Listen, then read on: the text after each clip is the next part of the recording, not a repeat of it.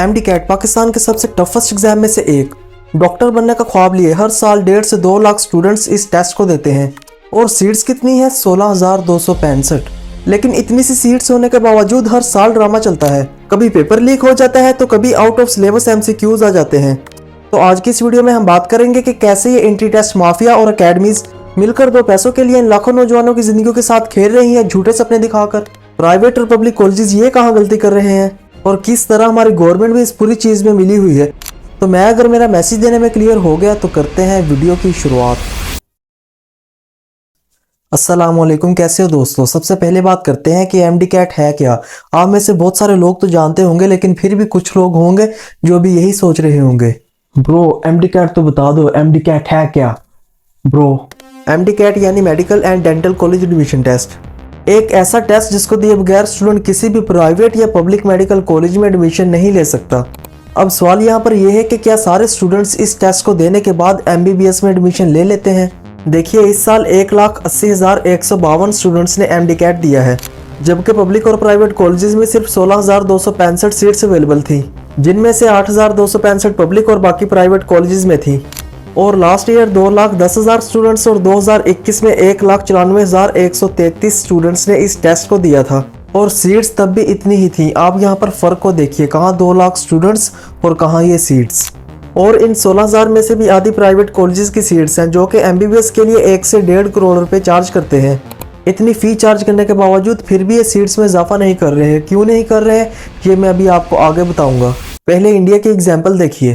India के national medical commission ने 4,000 MBBS seats में इजाफा करने का फैसला किया है, लेकिन जब यही सीट्स बढ़ाने का सवाल यूएचएस के वाइस चांसलर से पूछा गया तो उन्होंने कहा कि हम रिसोर्सेज और बजट की वजह से अपने कॉलेजेस में सीट्स नहीं बढ़ा सकते।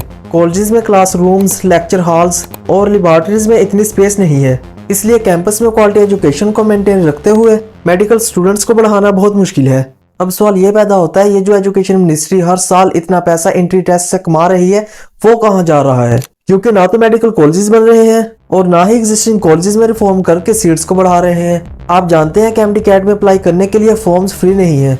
हर फॉर्म की कीमत 6,000 रुपए है। इससे कोई फर्क नहीं पड़ता आपका एडमिशन किसी मेडिकल यूनिवर्सिटी में होगा या नहीं, आपको एंट्री टेस्ट के लिए 6,000 देने ही देने हैं, जिसका कोई रिफंड नहीं। जिसका मतलब है कि अगर हर साल 2 लाख स्टूडेंट्स इस टेस्ट के लिए अप्लाई करते हैं तो ये एंट्री टेस्ट माफिया एक फॉर्म इशू करने से 1.5 बिलियन यानी 120 करोड़ रुपए कमा लेता है, सिर्फ एक फॉर्म इशू करने से, जो कि मुश्किल 10 रुपए का होगा। कहाँ जा रहा है ये पैसा। और मजे की बात यह है कि इतना पैसा इकट्ठा करने के बावजूद ये एंट्री टेस्ट का निजाम ही ठीक नहीं कर सके। कभी एंट्री टेस्ट के एमसीक्यूज आउट हो रहे हैं, कभी गलत आंसर कीज अपलोड हो गई हैं, कभी out of syllabus MCQs add कर दिए गए हैं, सेंटर्स में मोबाइल पकड़े जाते हैं, कभी निगरान खुद किसी खास बंदे के बच्चे को एमसीक्यूज करवा रहा है तो कभी नंबर गलत लग जाते हैं। और ये इश्यूज आज के नहीं बल्कि काफी सालों से चलते आ रहे हैं। 2017 में पैसे लेकर जब कुछ ऑफिशियल्स ने एंट्री टेस्ट लीक कर दिया तो एंट्री टेस्ट दोबारा कंडक्ट करवाया गया। 2021 में एंट्री टेस्ट के सिलेबस को लेकर मसला बना रहा और फिर फाइनली जब सिलेबस फाइनल हो गया तो एंट्री टेस्ट को ऑनलाइन लेने की अनाउंसमेंट आ गई और ये एंट्री टेस्ट 1 महीने तक चलता रहा, जिसमें किसी स्टूडेंट को ज्यादा तैयारी का मौका मिला और किसी को कम। इसी के साथ website issues, out of syllabus MCQs, गलत कीज आंसर्स अपलोड करना 2021 के एंट्री टेस्ट के बड़े कारनामे थे। और 2022 में ऑलमोस्ट 30% एंट्री टेस्ट के एमसीक्यूज आउट ऑफ सिलेबस आए थे और फिर ये अनाउंसमेंट की गई कि ग्रेस मार्क्स हम दे देंगे, तो इस तरह किसी को 10 नंबर मिले, किसी को 20 और किसी को 30। और 2023 में भी कुछ नहीं बदला। पहले इस साल 2 बार एंट्री टेस्ट के पेपर लीक होने के बाद स्टूडेंट्स ने प्रोटेस्ट किया और केस लेकर सिंध हाई कोर्ट पहुंच गए, जिसके बाद अभी 26 दिसंबर को अदालत ने फैसला किया कि एंट्री टेस्ट के पेपर लीक ही नहीं हुए थे। सिंध हाई कोर्ट ने एमडी कैट टेस्ट में बेकायदगियों से मुतालिक दरख्वास्तें मुस्तरद कर दी हैं। एडवोकेट जनरल सिंध ने कहा, ओरिजिनल पेपर नहीं बल्कि गैस पेपर लीक हुआ था। कहाँ जाए बेचारा स्टूडेंट। अब इसके बाद बात करते हैं कोचिंग माफिया की, अकेडमीज की, जो एंट्री टेस्ट की तैयारी करवाते हैं। ये इंस्टीट्यूट सबसे पहले स्टूडेंट्स का ब्रेन वॉश करते हैं कि आपका एडमिशन जरूर आपके पसंदीदा मेडिकल कॉलेज में होगा और ये दावा करते हैं कि आपका एंट्री टेस्ट सेम ऐसा ही होगा और मोटी फीस चार्ज कर लेते हैं और तो और कंपटीशन में रहने के लिए कई बार झूठी एडवर्टाइजिंग भी करते हैं, जिसके बारे में मैंने अपनी CSS की वीडियो में बताया था। अगर आपने ये वीडियो नहीं देखी तो लाजमी देखना, आप ये कोचिंग माफिया की सारी गेम समझ जाओगे। इसका लिंक मैं डिस्क्रिप्शन में दे दूंगा।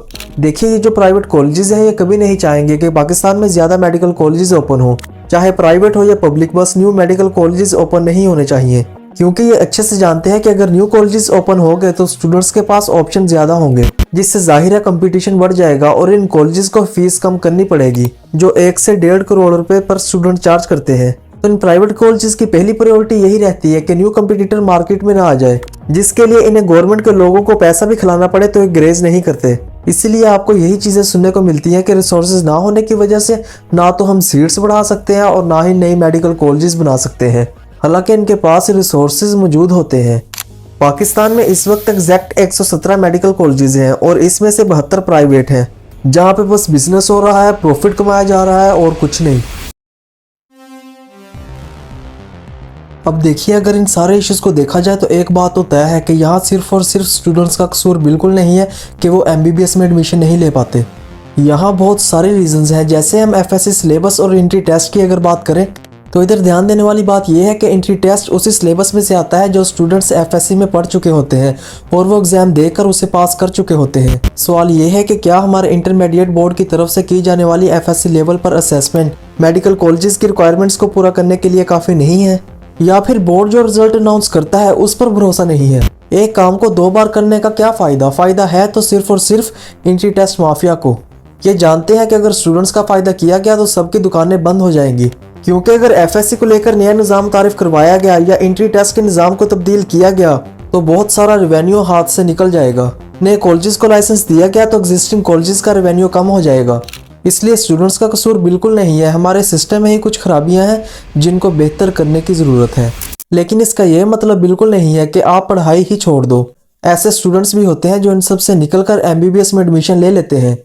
आपने मेहनत ज़रूर करनी है। अगर आपका ख्वाब है डॉक्टर बनने का तो एक बार इस एंट्री टेस्ट के प्रोसेस से ज़रूर गुजरना है।